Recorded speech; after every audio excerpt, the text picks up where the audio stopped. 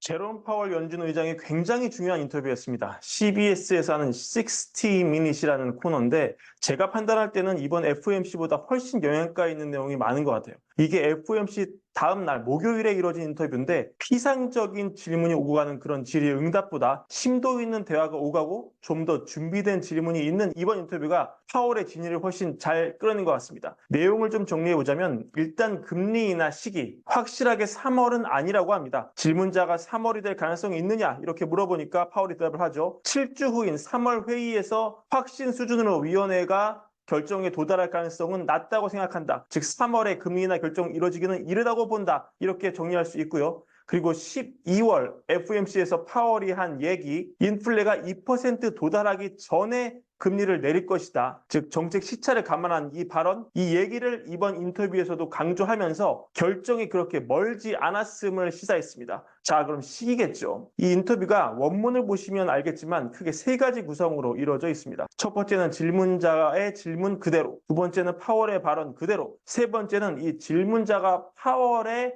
말을 대신 전달해주는, 그러니까 뒤로, 화면 뒤로 파월이 얘기하는 그런 그림이 깔리고 질문자가 파월은 이렇게 말했다 이런 식으로 인터뷰 화면의 묘미를 살리는, 왜냐면 큰 방송국에서 하는 인터뷰인데 화면이 너무 밋밋하면 재미가 없잖아요. 그래서 질문자가 파월의 말을 대신 전하는 그런 화면에서 파월이 연준 의장으로서 우리에게 첫 번째 금리 인하가 올해 중반 선거 몇 달 전에 이루어질 가능성이 있다고 암시를 했다 이렇게 전합니다. 그 얘기는 5월이나 6월설이 가장 가능성이 높다고 봐야겠죠. 그리고 질문자가 파월의 말을 대신 전해주는 그 대목에서 이렇게 충격적인 대목이 나오는데요. 질문자가 내레이션을 합니다. 뒤에 파월이 말하는 그런 화면을 깔아놓고요. 인플레이션 데이터가 좋게 유지된다면 금리 인하 폭은 0.25%포인트 아니면 0.5%포인트가 될 가능성이 높다. 0.5포인트가 될 가능성이 높다고 파월이 시사를 했다. 굉장히 중요한 얘기입니다. 이거는 파월이 그렇게 정확하게 워딩을 했다고 추론하는 게 타당한데요.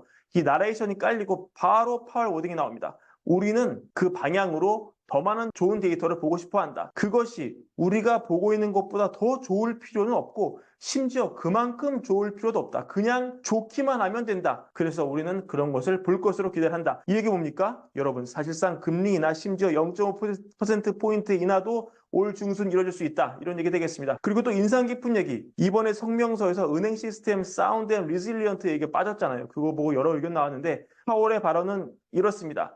나는 2008년에 반복이 일어날 위험은 거의 없다고 생각한다. 물론 일부 은행이 폐쇄되거나 합병되고 사라질 것이지만 그러한 은행들은 대부분 작은 은행들일 것으로 추측이 된다. 그러니까 은행 시스템 자체가 흔들릴 위험은 없다는 뜻이겠죠. 그리고 정말 재밌는 부분. 자, 여러분 잘 들어보세요. 파월이 이렇게 얘기합니다. 정치와 경제, 즉 연준이 정치에 휘둘릴 것이냐를 묻는 그런 종류의 대화였습니다. 여기서 파월이 이렇게 얘기를 하죠. 우리가 이 동적이고 혁신적이며 유연하고 적응 가능한 경제를 가지고 있다는 걸 기억해야 된다. 다른 나라보다 미국이 더 그렇다, 더 위대하다. 그리고 이것이 우리의 경제가 잘 버텨낸 큰 이유다. 또 다른 것은 미국이 실제로 2차 세계대전 이후로 세계 불가결한 국가가 되어왔다는 것이다. 미국은 민주주의, 안보 및 경제 질서를 지원하고 방어하는 역할을 해왔다. 우리가 그 주축이었다. 세계는 그것을 원하고 있다. 미국 국민이 이것이 우리나라의 우리 경제에 큰 이득을 가져다 주었다는 것을 알기를 바란다. 그리고 나는 이것이 계속되기를 바란다. 여러분, 이건 좀 무슨 얘기입니까? 거의 파월의 작심 발언 아닙니까? 트럼프가 늘 고립주의를 천명하죠. 그리고 트럼프는 대통령 되면 파월을 재신임하지 않겠다고 천명했잖아요. 근데 파월이 미국의 강함을 어디서 찾습니까? 민주주의의 수호자, 안보의 주축, 글로벌 경제의 핵심에서 찾잖아요. 이거는 대놓고 트럼프의 고립주의를 맹 비난한 겁니다.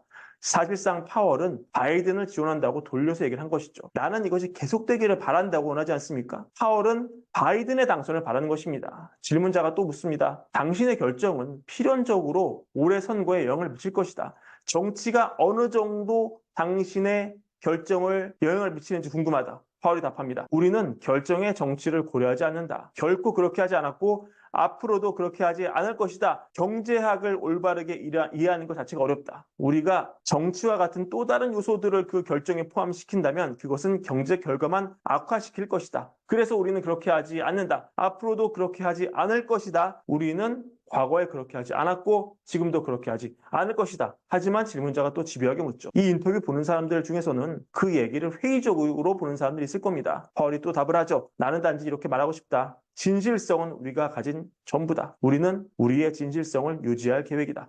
자, 파월이 당연히 발언 이렇게 하겠죠. 하지만 파월은 누구를 밀고 있다고 말을 했습니까? 사실상. 그리고 이것이 향후 금리 정책에 미칠 영향은 무엇이겠습니까? 금리가 내려가면 누가 이득을 보겠습니까? 바이든이 이기려면 어떻게 해야 되겠습니까? 월가을보 시청자분들이면 충분한 인사이트 지금 바로 얻으셨을 것이라 생각합니다. 그래서 이번 인터뷰 중요했고 아주 시사점이 높은 인터뷰였습니다. 오늘 긴급히 만들어본 브랜베어 이것으로 마치고요. 월가을보 구독과 좋아요, 사랑 변함없이 부탁드립니다. 감사합니다.